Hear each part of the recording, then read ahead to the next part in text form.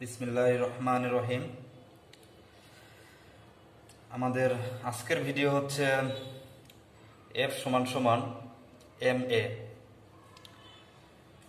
এটা এফ সমান সমান এম এ, যেখানে এফ হচ্ছে ফোর্স, দ্যাট মিন্স বল, এম তে হচ্ছে মাস, দ্যাট মিন্স ভর, এবং এ হচ্ছে অ্যাক্সিলারেশন, ত্বরণ। তো এফ সমান সমান এম এ, এই সমীকরণটি আমরা আজকে প্রমাণ করব নিউটনের গতির দ্বিতীয় সূত্র থেকে। নিউটনের গতির দ্বিতীয় সূত্রে বলা হয়েছে যে বস্তুর ভরবেগের পরিবর্তন এর উপর প্রযুক্ত বলের সমানুপাতিক। বস্তুর ভরবেগের পরিবর্তন এর উপর প্রযুক্ত বলের সমানুপাতিক। তো এখানে তো ফোর্স অলরেডি আছে, তো আমরা এনিওয়ে বস্তুর ভরবেগের পরিবর্তনটা আগে প্রতিপাদন করার চেষ্টা করব, উৎপন্ন করার চেষ্টা করব। তো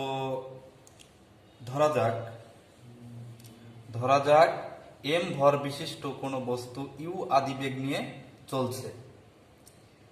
এফ ধ্রুব বল টি সময় ধরে বেগের অভিমুখে ক্রিয়া করলো, ফলে শেষ বেগ ভি হলো।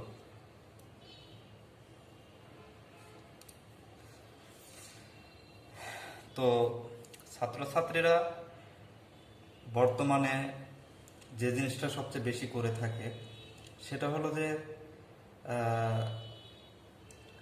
তারা বইতে যে জিনিসটা আছে সেই জিনিসটাই হুবহু মুখস্থ করার চেষ্টা করে। হুবহু মুখস্থ করতে পারলে সমস্যা না, কিন্তু এটা মনে রাখাটা হচ্ছে সমস্যা।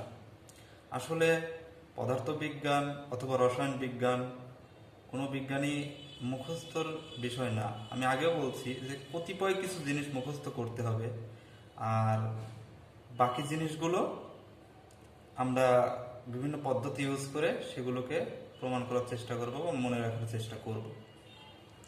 তো এখানে এই কথাটা বইতে এই কথাটাই আছে।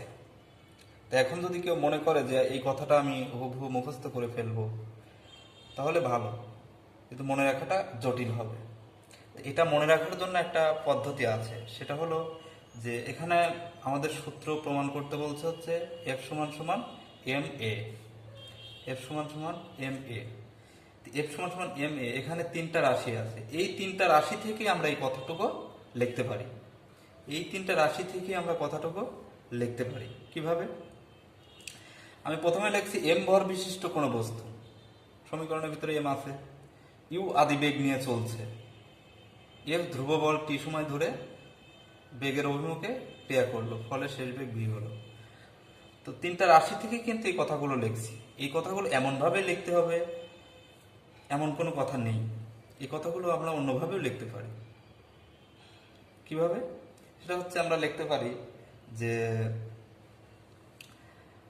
এফ ধ্রুব বল কোনো বস্তুর উপর, যেহেতু এফ প্রথমে আছে আমরা এফ কে প্রথমে দিয়ে লিখতে পারি, কিন্তু শব্দটা একটু খারাপ শোনাবে, তারপরেও লেখা যাবে, সমস্যা নেই। যে এফ ধ্রুব বল কোনো বস্তুর উপর, এম ভর বিশিষ্ট কোনো বস্তুর উপর প্রয়োগ করা হলো, যেটা ইউ আদিবেগ নিয়ে চলছিল এবং টি সময় ধরে চলার পরে ভি শেষ বেগ প্রাপ্ত হলো। কথাটাকে এভাবে লেখা যাবে। আবার লেখা যায় এভাবেও যে এম ভর বিশিষ্ট কোনো বস্তুর উপর এফ ধ্রুব বল প্রয়োগ করা হলো, যার ফলে তার আদিবেগ পরিবর্তিত হয়ে টি সময়ে ভি শেষ বেগ প্রাপ্ত হলো। তো এই সমীকরণ থেকে আমরা কথাটাকে যেভাবে খুশি সেভাবেই লিখতে পারি, এটা কোনো সমস্যা নেই। তো আমরা চিত্রে দেখতে পাচ্ছি যে এম ভর বিশিষ্ট কোনো বস্তু ইউ আদিবেগ নিয়ে চলছে। চলতেও পারে, সে স্থিরও থাকতে পারে, এটা কোনো ব্যাপার না। স্থির থাকলে তার আদিবেগ সমান সমান 0, আর চললে তার একটা আদিবেগ থাকবে। তার উপরে কি করা হলো, এফ একটা ধ্রুব বল প্রয়োগ করা হলো কি সময় ধরে, টি সময় ধরে। টি সময় ধরে প্রয়োগ করার ফলে তার এক সময়, মানে টি সময় পরে যা তার বেগ হলো ভি। তো যেহেতু এখানে নিউটনের গতির দ্বিতীয় সূত্রে বলা হয়েছে যে বস্তুর ভরবেগের পরিবর্তন এর উপর প্রযুক্ত বলের সমানুপাতিক, এই কথাটা যেহেতু বলা হয়েছে সেহেতু আমাদের ভরবেগ জিনিসটা নিয়ে আসতে হবে। যেহেতু ভরবেগের পরিবর্তনের কথা বলা হয়েছে, আর যেহেতু পরিবর্তন আছে, সেজন্য এতে আদি ভরবেগ থাকবে এবং শেষ ভরবেগ থাকবে। তো আমরা জানি ভরবেগ সমান ভর গুণন বেগ, ভরবেগ সমান ভর গুণন বেগ। ওকে, তাহলে আদি ভরবেগ কি হবে? বস্তুর ভর তো এম আমরা জানি, আর আদি বেগ হচ্ছে ইউ, তাহলে এম ইউ। শেষ ভরবেগ এম ভি, কারণ বস্তুর ভর এম আর শেষ বেগ হচ্ছে ভি। ওকে, আমরা আদি ভরবেগ পেলাম এবং শেষ ভরবেগ পেলাম, কিন্তু আমাদের দরকার হচ্ছে ভরবেগের পরিবর্তন। ঠিক আছে,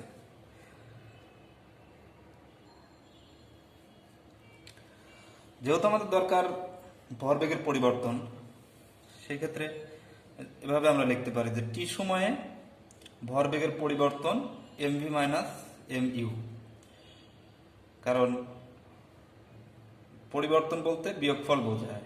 তাহলে ফাইনালি যে ভরবেগ আমাদের হয়েছে এবং প্রাথমিক যে ভরবেগ হয়েছে, এই দুইটা বিয়োগ করলে আমরা ভরবেগের পরিবর্তন পেয়ে যাব। তাহলে টি সময়ে ভরবেগের পরিবর্তন M V minus M U, এবং একক সময়ে ভরবেগের পরিবর্তন এম কমন নিয়ে নিচ্ছি আর V minus U divided by টি।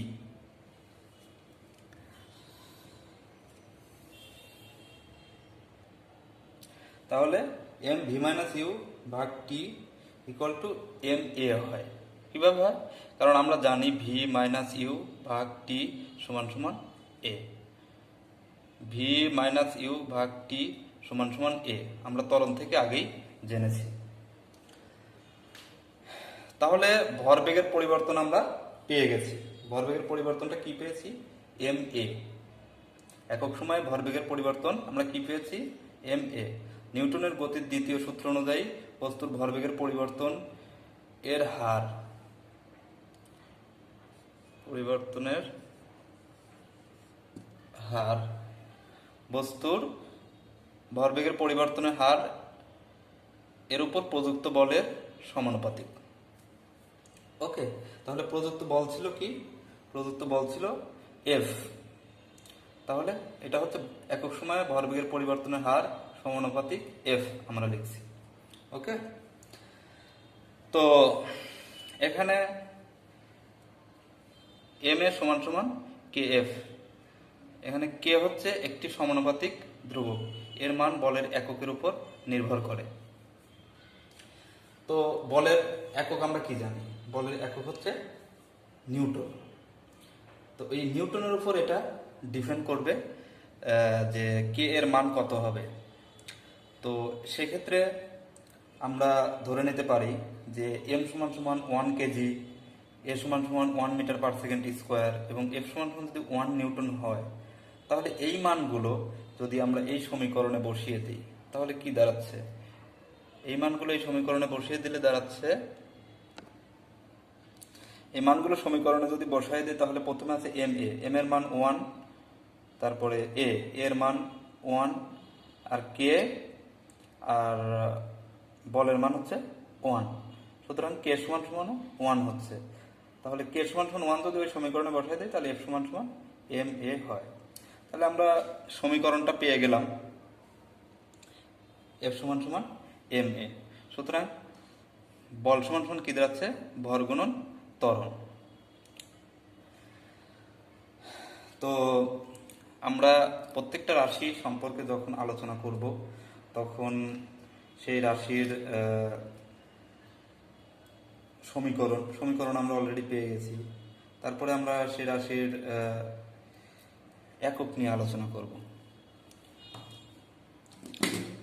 ওকে,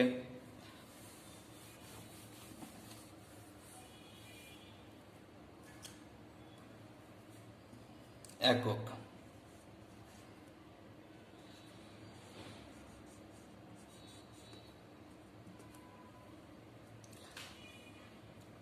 তো বল এফ সমান সমান আমরা কি পেলাম? এম এ, অর্থাৎ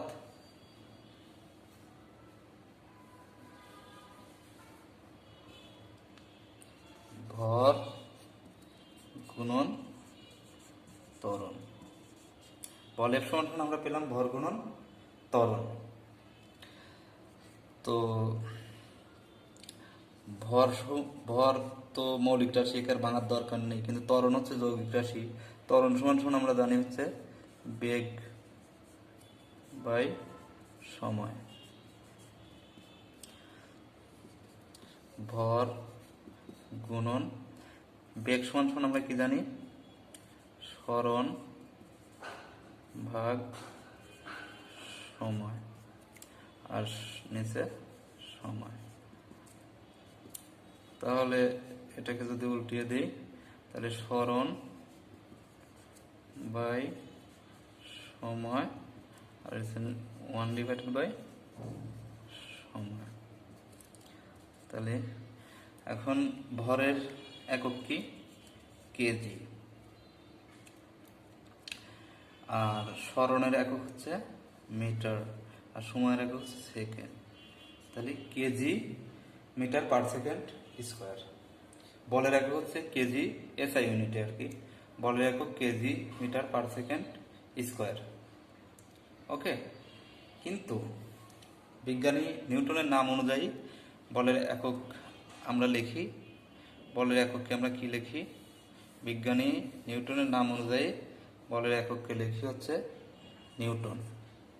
ঠিক আছে, তার মানে 1 নিউটন সমান লেখা যায় 1 KG metre per second square. 1 newton সমান লেখা যায় 1 KG metre per second square. তো এককের বিষয় এটুকুই ছিল।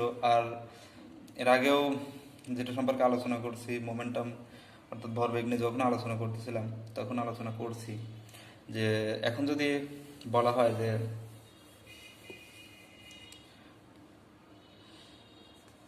5 নিউটন বল বলতে কি বোঝায়, 5 নিউটন বল বলতে কি বোঝায়, এটাকে সংজ্ঞায়িত করার জন্য আমরা আগেই বলছি যে 1 নিউটন সমান আমরা কি জানি, 1 KG metre per second square. সুতরাং 5 নিউটন সমান 5 kg metre per second square. Okay, তাহলে এটাকে আমরা সংজ্ঞায়িত করতে গেলে এভাবে লিখতে পারি যে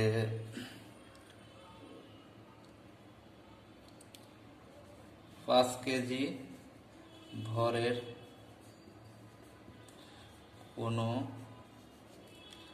বস্তুর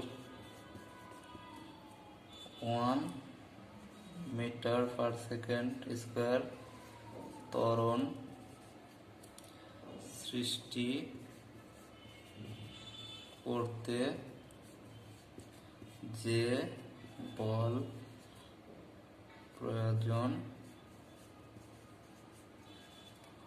হয় তাকে 5 নিউটন বলে। বিষয় তেমন কিছুই না, এই কথাগুলো সব রাশির ক্ষেত্রে একই থাকবে, শুধুমাত্র এই সংখ্যাটা আর এই সংখ্যাটার গুণফল 5 হতে হবে। এখানে 5-এর পরিবর্তে যদি 10 নিউটন দিয়ে দিত, 10 নিউটন দিয়ে দিত, তাহলে এখানেও 5-এর পরিবর্তে 10 এবং 1-এর পরিবর্তে 1 তো 1-ই থাকবে 1। অথবা এভাবে লেখা যেতে পারে, অথবা এখানে 10-এর পরিবর্তে এখানে 1 এবং এখানে 1-এর পরিবর্তে 10, অর্থাৎ এই দুইটার গুণফল 10। ওকে, অথবা এখানে 5 এখানে 2, তাহলে এই দুইটার গুণফল কত হলো 10, 10 হলে আমাদের হবে। অথবা এখানে 2 এবং এখানে 5, তাহলে এই দুইটার গুণফল 10 আসতেছে। এভাবে আমরা সংজ্ঞায়িত করতে পারব। তো এককের বিষয়টা গেল, এখন আমরা আলোচনা করব হচ্ছে মাত্রা নিয়ে।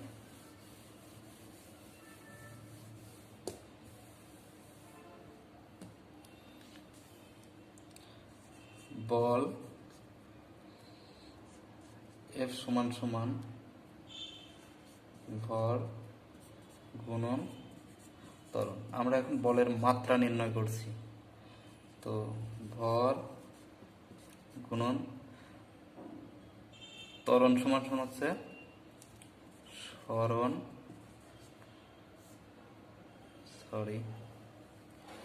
একটু বড় করে লিখি, ভর গুণন ত্বরণ সমান সমান হচ্ছে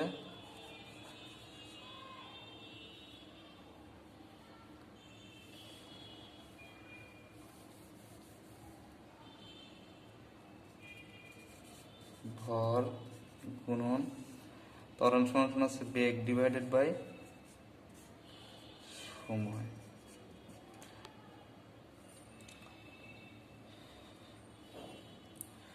ও সরি,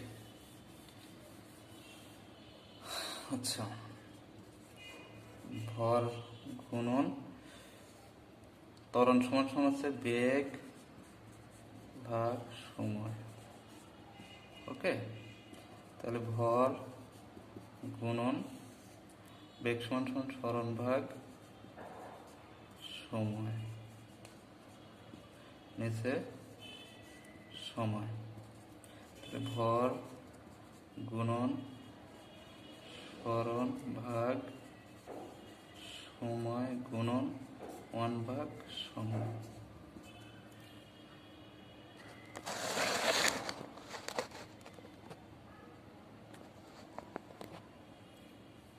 তো আমরা জানি ভরের মাত্রা হচ্ছে বড় হাতের এম, সরণের মাত্রা হচ্ছে বড় হাতের এল, এবং সময়ের মাত্রা হচ্ছে বড় হাতের টি। সময় নিচে আছে তাই টি ইনভার্স 2 হবে, দুইটা সময় আছে। ওকে, আর একে থার্ড ব্র্যাকেটের ভিতরে লিখে দিতে হবে।